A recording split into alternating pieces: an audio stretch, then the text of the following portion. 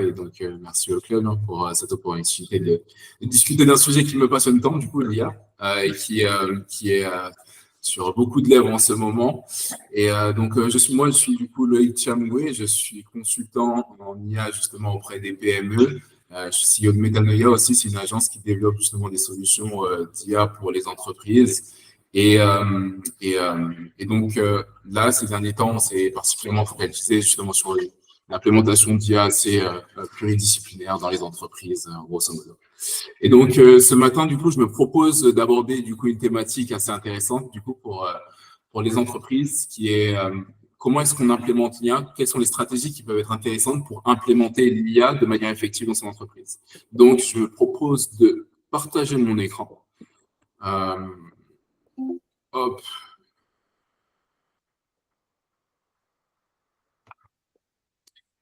Est-ce que vous me confirmez que vous voyez bien mon écran?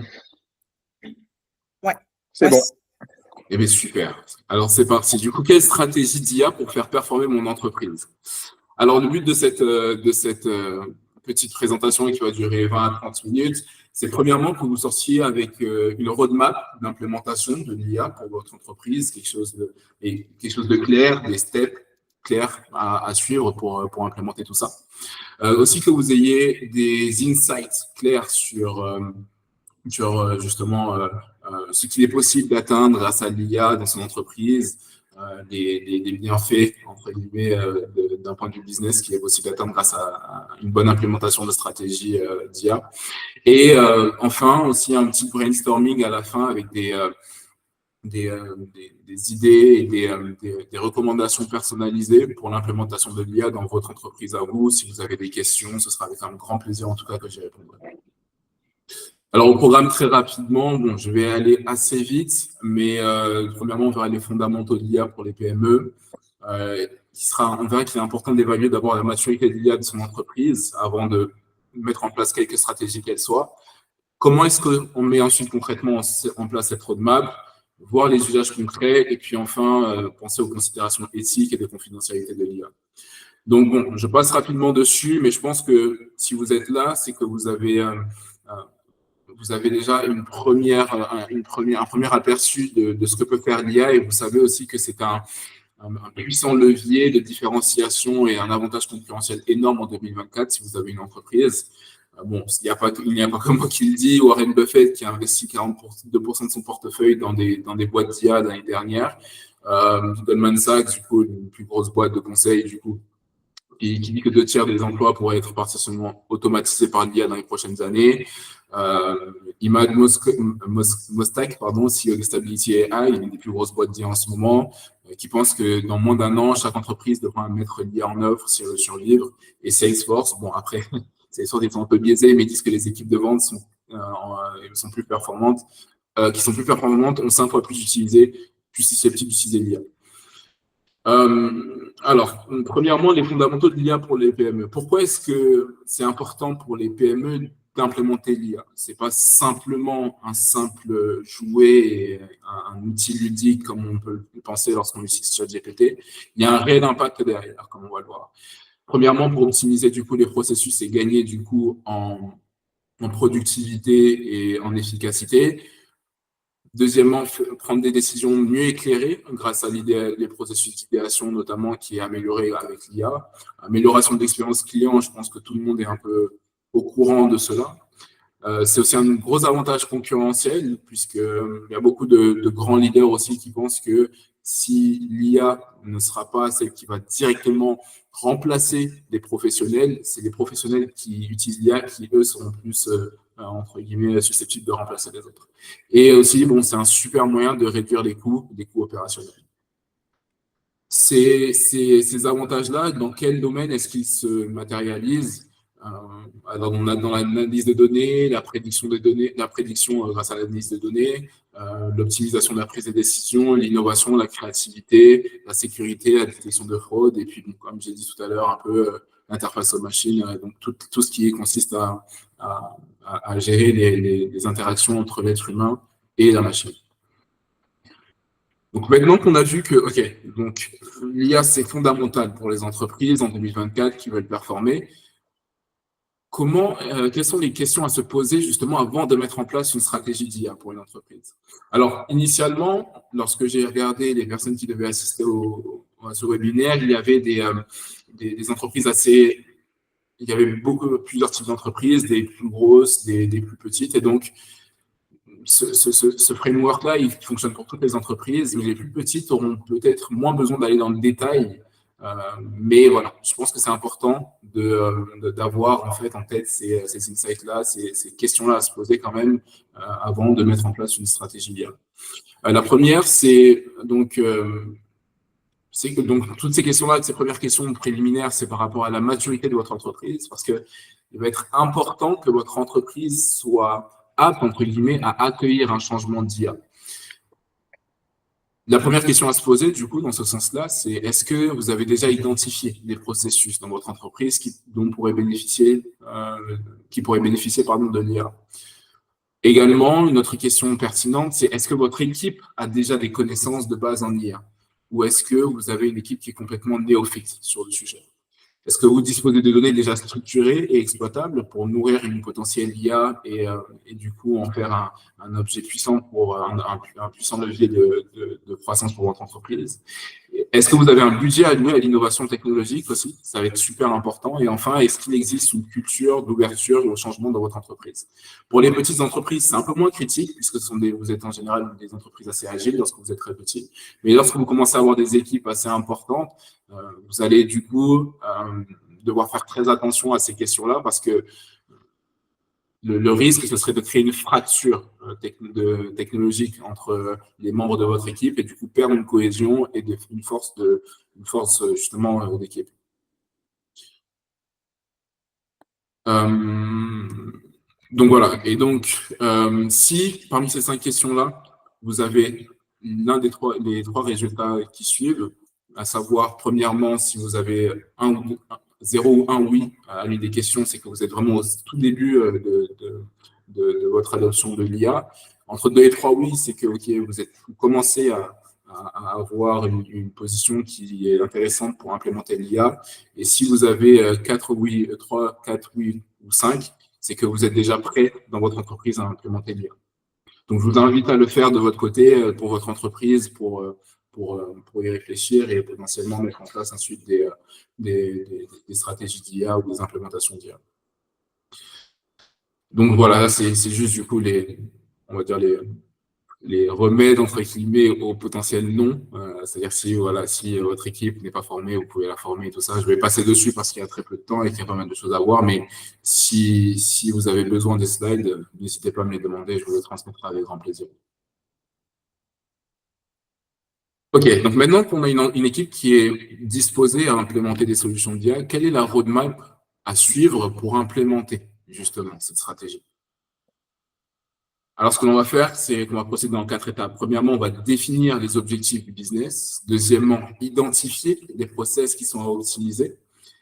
Troisièmement, en troisième étape, on va passer au choix des solutions IA adaptées, qui est assez technique. On ne va pas rentrer dans le détail aujourd'hui, parce qu'en 10-15 minutes, ça va être compliqué de le faire, mais je pense que cette question en elle-même serait déjà l'objet d'un webinaire à part entière, limite. Et comment ensuite derrière former les équipes et pour gérer ce changement. Donc, première étape, définir vos objectifs. En réalité, lorsque vous voulez mettre en place de l'IA, il ne faut pas mettre en place de l'IA pour mettre en place de l'IA. Ce qui est important, c'est que l'IA soit au service d'un objectif à atteindre. Donc, il faudrait que vous ayez déjà des objectifs de votre business à atteindre, donc des objectifs courts, moyens ou long terme. Ces objectifs, ils peuvent être différents. Ils peuvent être comme l'amélioration de l'efficacité opérationnelle, l'amélioration de la satisfaction client de votre entreprise, la réduction des coûts, ils peuvent être multiples. Mais ce qui est important, c'est vraiment de les mettre vraiment sur papier et de les hiérarchiser pour, on va dire, créer justement le début de cette feuille de route, un peu comme l'étoile polaire qu'on va suivre du coup pendant cette épopée d'implémentation de solutions d'IA. Vous pouvez aussi utiliser des outils comme le SWOT, justement, pour aussi identifier les forces et faiblesses de votre entreprise, là où est-ce qu'elle doit travailler, où est-ce qu'elle doit mettre ses efforts en priorité. Ces objectifs-là, aussi un outil qui est assez intéressant pour ça, c'est l'outil SMART. En réalité, ça signifie que vos objectifs, il faut qu'ils soient à la fois spécifiques, mesurables, atteignables, pertinents et cadrés dans le temps pour qu'ils soient tout simplement acceptés par votre équipe et que vous ayez vraiment du coup une certaine enfin, une pertinence, comment dire, ouais, une continuité dans l'atteinte de ces objectifs. Ok, deuxième étape maintenant. Une fois que l'on a identifié les objectifs, comment est-ce qu'on choisit les processus qui vont être pertinents à optimiser avec de l'IA? Alors, pour cela, je conseille personnellement, et c'est ce que je vois qui fonctionne le mieux avec soit mes clients ou les entreprises autour de moi qui adoptent ces démarches-là, c'est premièrement c'est de cartographier tous les processus de l'entreprise, ou du moins les processus les plus importants, les processus clés. Quels sont les processus qui sont le nerf de la guerre de votre entreprise? Le processus d'acquisition client, processus de création de contenu marketing, le processus de delivery de vos clients. Tous ces processus-là, il est pertinent de les mettre vraiment à plat pour avoir une idée claire de OK, donc il y a ceci qui se passe dans mon entreprise. Ensuite, lorsqu'on a ces processus qui ont été mis sur table, on va du coup identifier lesquels sont les plus pertinents et les plus bloquants pour notre avancée. Et on va établir des KPIs, justement, des mesures, des Key Performance Indicators, donc des indicateurs de mesure, qui vont nous permettre justement de traquer l'amélioration future de ces processus ou pas en fonction de notre implémentation de solutions d'IA. Donc, oui, là, j'ai mis quelques exemples de processus. Gestion de chaîne d'approvisionnement, donc utiliser l'IA pour demander la demande d'optimisation des stocks, analyser les données des clients ou même aussi d'ailleurs de vos concurrents grâce à l'IA potentiellement. En finance, automatiser les traitements des factures. D'ailleurs, c'est un exemple qui va suivre parmi les case studies. Donc, une fois que ces processus sont identifiés, une fois que les processus ont été mis à plat et qu'on sait lesquels vont être intéressants à travailler, on va mettre des critères en fait sur chaque processus, à chaque fois l'impact, la faisabilité et le retour sur investissement de si on a implémenté justement de l'IA dans ce processus-là, ou si justement on voulait améliorer ces processus-là, à quel point est-ce que ça aurait de l'impact pour notre business, à quel point est-ce que ça aurait de l'impact sur le retour sur investissement, et à quel point ça serait faisable. Et du coup, les mettre dans cette matrice d'implémentation, cette matrice d'impact et de faisabilité, dans lesquelles, voilà, quand c'est un gros impact et que c'est faisable rapidement, on y va direct, et à l'inverse, lorsqu'il l'impact est relativement faible et que c'est très difficilement faisable, on conseille de ne pas mettre ces processus-là, de ne pas travailler ces processus-là en priorité. Je vais aller un peu vite parce que ça, c'est un peu du détail. Et donc voilà, bon, après aussi, ça c'est voilà. Donc une fois que vous avez commencé à mettre en place, à identifier pardon ces processus-là et que vous avez une grosse équipe, il est important toujours aussi d'être sûr que toute l'équipe soit d'accord avec et que ce changement-là soit progressif. Et vous assurer enfin, dernier point, que ok, pour ce processus, une fois qu'on a commencé à dire ok, on va travailler sur tel ou tel processus pour notre implémentation de l'IA, s'assurer qu'on a des données qui sont de bonne qualité pour travailler sur l'amélioration de ces processus-là. Donc, par exemple, si on veut travailler justement sur notre impact marketing, il faut qu'on soit sûr de pouvoir constamment recueillir des données sur les performances, par exemple, de nos actions marketing, de nos coûts marketing, les performances de nos pubs, ce genre de choses. Donc, c'est vraiment primordial si on veut mettre en place de l'IA ou même tout simplement si on veut faire de l'amélioration de process, d'avoir des données claires et de bonne qualité. Une fois du coup qu'on est ok, donc maintenant qu'on a dit ok, on va travailler sur tel ou tel processus avec telle donnée, comment est-ce qu'on choisit l'IA la plus adaptée à notre objectif? Alors finalement, les objectifs, ils se divisent en trois catégories qui correspondent à trois types d'IA en général. On va avoir première catégorie qui n'est pas réellement de l'IA, c'est plutôt des outils d'automatisation de processus, c'est-à-dire qu'on se rend compte que le processus est automatisable sans réelle intelligence.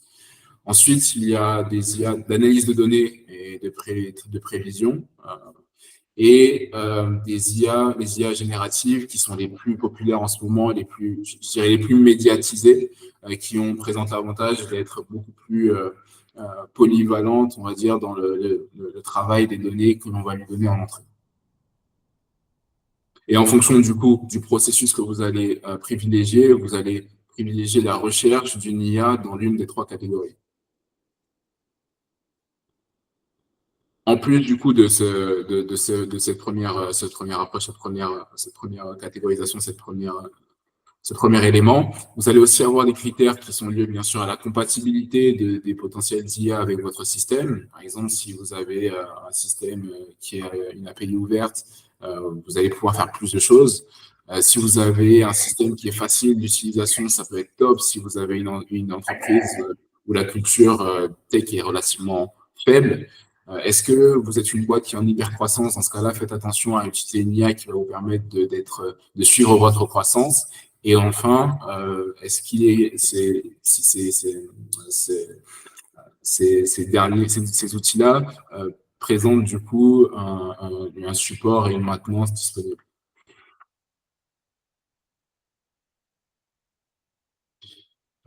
Et quatrième point, ouais, il faudra former du coup vos équipes et gérer du coup ce changement de paradigme. Parce que voilà, c'est pas facile pour des entreprises où voilà, dès qu'il y a une grande ancienneté, il y a eu peut-être une certaine inertie. Il est important d'accompagner du coup les différents collaborateurs dans ce changement-là.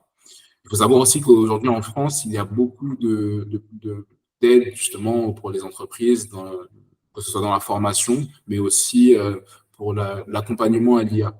Il y a le programme IA Booster aussi, IA Booster 2030, qui permet d'avoir des financements pour l'accompagnement à l'implémentation de stratégies IA pour les entreprises. Après, au-delà de ça, bien sûr, il y a des ateliers pratiques pour en ligne, il y a du mentorat qui est disponible. Il y a vraiment pas mal de choses à faire. Mais c'est vraiment important de mettre en place cette formation, sinon vous risquez comme je disais, avoir une fracture technologique au sein de votre entreprise. Quelques cas d'études. Ce sont des cas d'études assez variés, des entreprises que j'ai accompagnées, à part pour la toute dernière, où j'ai plutôt assisté au projet sans être moi-même du coup à l'initiative du projet. Premier cas d'étude qui pourrait vous parler, c'est celui d'un organisme de formation qui avait un problème au niveau de la gestion de son temps, de ses process. En fait, quand je suis allé les voir, ils étaient dans une situation où ils avaient énormément d'activités, enfin, ils avaient assez d'activités pour vivre, entre guillemets, mais pas assez pour embaucher une nouvelle personne. Ce qui fait qu'ils étaient dans une situation un peu une situation un peu bâtarde, dans le sens où ils ne pouvaient pas vraiment travailler sur la partie développement commercial parce qu'ils étaient pris dans leur quotidien, mais en même temps, ils ne pouvaient pas embaucher quelqu'un d'autre pour se libérer du temps. Donc, ils avaient une grande problématique de comment est-ce qu'on améliore nos processus en interne. Donc, ce qu'on a fait, c'est que je suis allé les voir et on a mis en place un audit où j'ai audité du coup leur process en interne et on s'est rendu compte ensemble que au niveau de la gestion administrative, ils étaient très mauvais, c'était catastrophique.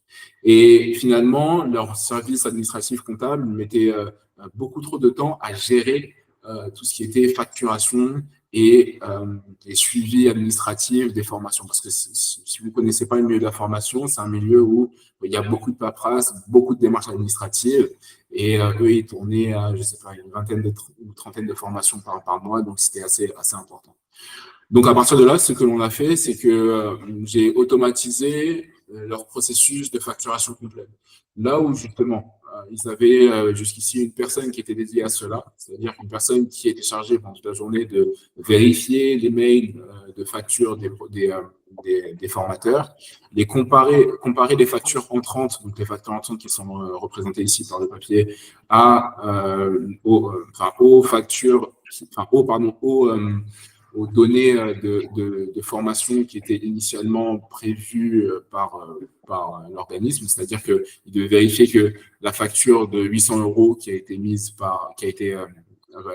été écrite par le client, par le formateur, était bien du coup la facture, était bien le montant pardon, qui était initialement décidé pour ce formateur. Donc bref, elle vérifiait toute l'information, le nom, le numéro d'information sur les choses, et après, du coup, elle était chargée de mettre ce document-là dans Google Drive, faire la copie de la facture dans Penny Lane, et ensuite valider ce processus-là et retourner vers vers le formateur si jamais il manquait des informations.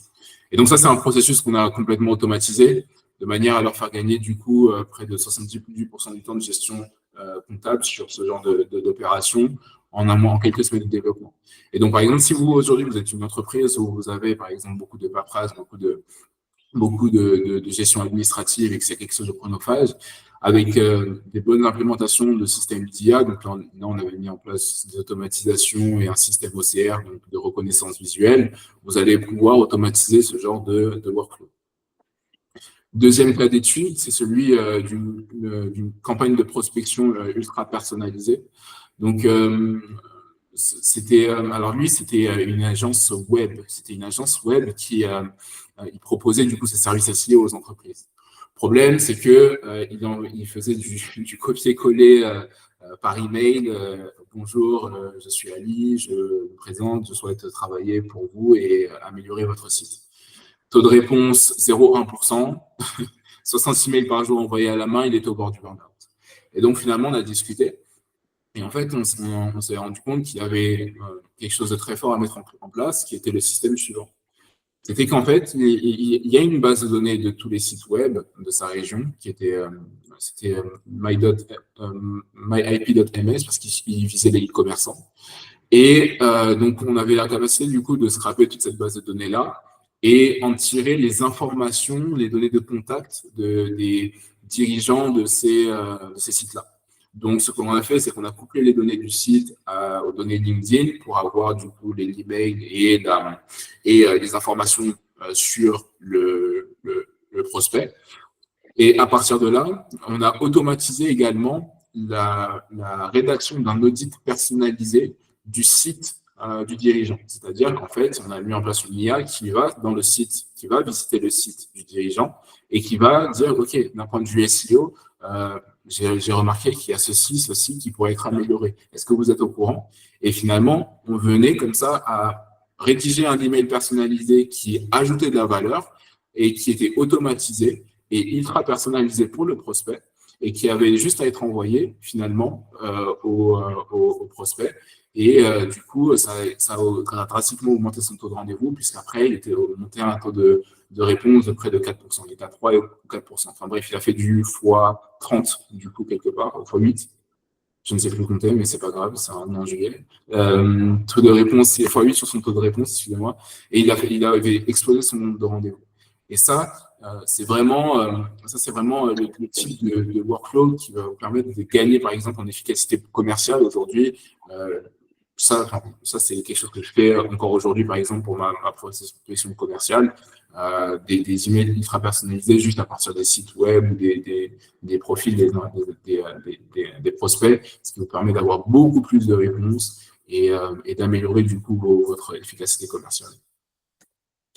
Troisième cas d'étude, ça c'est un cas super intéressant.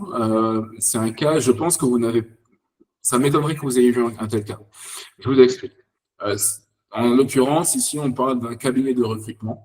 Un cabinet de recrutement qui a pour but justement de recruter différents talents pour les entreprises. Et ils avaient aussi, pareil, du mal à suivre avec les nombreuses demandes qu'ils recevaient, les demandes de candidature et ce genre de choses, ce qui posait problème puisque du coup, ils mettaient du temps à revenir vers leurs clients. Et donc, qualité de service amoindrie, donc valeur perçue amoindrie, ce qui se répercutait sur leur chiffre d'affaires. Donc, à partir de là, qu'est-ce qu'on a fait? On a aussi regardé qu'est-ce qui était automatisable et qu'est-ce qui était délégable à une IA, par exemple. Et donc, on a mis en place le système suivant. On a du coup une base de données qui recueille les demandes des candidats au fur et à mesure en instantané. Et il y a une IA du coup qui instantanément valide le profil, qualifie le profil en fonction des demandes de l'entreprise. Donc, est-ce que la personne a bien fait, je ne sais pas, tant d'années d'études dans tel ou tel domaine. Ça, c'est une première IA qui est simplement focalisée sur le CV. Mais derrière ça, c'est là où il y a quelque chose d'innovant et qui est super intéressant, c'est qu'on a mis notre IA Smart Servant, du coup, justement, notre IA téléphonique qui appelle directement les entreprises, qui appelle directement les contacts par téléphone, et qui a une voix en fait humaine. C'est que du coup, dès que le contact est validé, le CV est validé, l'IA rappelle le candidat et qualifie directement, fait le premier niveau de qualification au téléphone.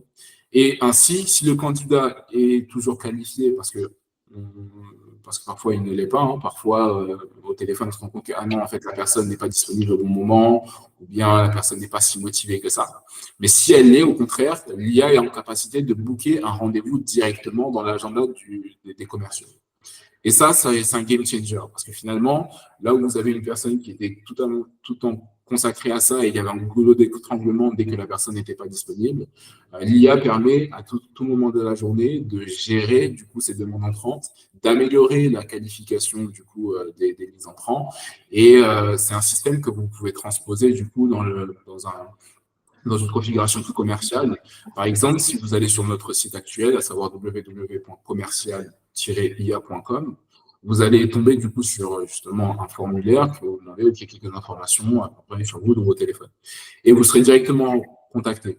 Et ce qui va se passer, c'est que l'IA va vous qualifier au téléphone, va vous poser quelques questions sur votre activité, où est-ce que vous en êtes, quels sont vos défis principaux, et argumenter directement de manière à vous convaincre de prendre un rendez-vous pour notre entreprise. Et donc, ça, c'est clairement le futur de la prospection et du développement commercial. Et donc, voilà, ça, c'est un case study qu'on a beaucoup apprécié. Donc, ça permet de fluidifier la gestion des candidatures et on a diminué de 2/3 le temps humain sur le tri des candidatures. Pourquoi seulement 2/3? Parce que pour l'instant, on a opté pour un déploiement progressif et que il préfère quand même avoir encore un peu une partie humaine qui gérait une certaine partie des appels, mais en soi, voilà, on pourrait très facilement monter à 70, 75, 80%, comme on le fait sur d'autres clients. Et enfin, meilleure réactivité auprès du client final, donc ce qui veut dire meilleure valeur perçue et donc potentiellement des plus gros contrats signés. Et donc ça, c'est super. Dernier cas d'étude, c'est celui d'un board la constitution d'un board d'entrepreneurs grâce à l'IA. Je m'explique, alors ça, j'ai pas directement travaillé sur ce case studies-là. Je l'ai étudié plusieurs fois, il y en a plusieurs personnes qui l'ont fait autour de moi, et je trouve ça très intéressant, donc je vous le présente. C'est Nixialog Consulting, donc c'était une boîte en fait de conseils qui se spécialise dans l'accompagnement des sociétés de gestion de crédit. Et donc, c'est un secteur qui est très data-driven, qui est très orienté par la donnée et par la qualité de la prise de décision. Et donc, alors, contrairement aux autres entreprises, les entreprises qui approchent à prime abord n'ont pas de réel problème, si ce n'est qu'ils veulent toujours améliorer la qualité de leur prise de décision pour améliorer le résultat. Donc, qu'est-ce qu'ils ont mis en place? Ils ont mis en place, en fait, une grosse base de données à partir des données d'entreprise, donc à partir de l'historique des clients, à partir de l'historique de conseils qu'ils avaient. Ils ont mis, du coup, ils ont agrégé cette base de données dans une grosse base de données qu'on appelle base de données vectorielle. Je ne rentre pas dans les détails, mais en gros, du coup, c'est une grosse base de données. Et derrière, ils ont mis en place un RAG ça veut dire, c'est Reinforced Augmented Generated, si je ne dis pas de bêtises. En gros, c'est une interface qui va permettre d'améliorer la recherche d'informations par l'IA lorsqu'elle va aller chercher des informations dans la base de données. Et du coup, cette interface-là a été mise entre la base de données et du coup un LLM. C'est un LLM du coup local, comme c'est un peu en forme de chat GPT si vous voulez, qui va du coup directement chercher des informations dans cette grosse base de données-là pour les traiter et ensuite permettre aux décideurs de prendre des décisions bien mieux éclairées. Et donc ça marche très très bien en ce moment pour les boîtes de conseil. D'ailleurs, si j'étais pas parti sur ma sur l'entreprise qu'on fait actuellement, c'est ce genre de système dans lequel je me serais spécialisé parce que c'est très très fort lorsque vous avez une entreprise avec un board ou avec euh, une précicité autour du decision making, c'est super intéressant pour ça. Mais à votre échelle, comment est-ce que ça peut vous servir?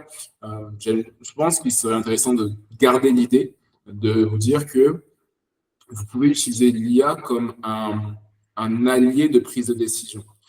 Je sais que d'autres entreprises qui n'étaient pas aussi grosses que certains cabinets ont utilisé, pareil, des bases de données comme ça pour se créer un board d'entrepreneurs avec lesquels ils prennent des décisions. Donc, ils ont mis dans leur board, ils ont mis Elon Musk, ils ont mis Jeff Bezos, c'est n'importe qui. J'ai bientôt. Je dépasse pas trop, c'est bon? Et, euh, et, euh, et, euh, et donc voilà, ils ont créé un peu ce board-là de manière artificielle, de manière à améliorer leur prise de décision. Et donc voilà, donc là dans ce cas-là, ils avaient amélioré la fiabilité des réponses de décision de près de 10% de mémoire, ce qui peut sembler pas grand-chose quand on est en dehors du secteur financier, mais en fait qui est vraiment énorme lorsqu'on fait des transactions à plusieurs millions à tour de bras. Donc voilà, c'était quatre case studies auxquels j'ai pensé. Il y en a plein d'autres en réalité, mais j'ai voulu faire relativement court. Au-delà de tout ça et de toutes les belles promesses et les belles perspectives qu'offre l'IA, il y a quand même certaines considérations à prendre en compte. Premièrement, bon, les biais algorithmiques, c'est-à-dire que l'IA ne perpétue pas certains biais présents dans l'entraînement, parce qu'en réalité, ce sont des êtres humains qui entraînent l'IA. Et donc, qui dit être humain dit biais, dit manque d'objectivité sur certaines choses. Faire attention à la responsabilité et redevabilité, donc définir clairement les responsabilités et la redevabilité en cas d'erreur. Aujourd'hui, la législation est assez floue autour de ça, pour être tout à fait honnête. Faire preuve de transparence, expliquer aussi lorsque vous faites appel à des systèmes d'IA à vos utilisateurs que c'est le cas. Vous serez toujours plus tranquille et puis en réalité, les gens sont de plus en plus habitués à avoir de l'IA. Donc, on se rend même compte, par exemple, que dans le service client, les gens préfèrent presque certaines fois les réponses rapides d'une IA plutôt que une personne ranchon en support client. Équité et non-discrimination, donc oui, ça revient un peu au premier point, et puis respect de la vie privée, faire en sorte de protéger vos données, parce que voilà, aujourd'hui, certes, les données, c'est l'air de la guerre, mais si vous pouvez garder un minimum de privacy, je pense que voilà, vous en serez toujours mieux.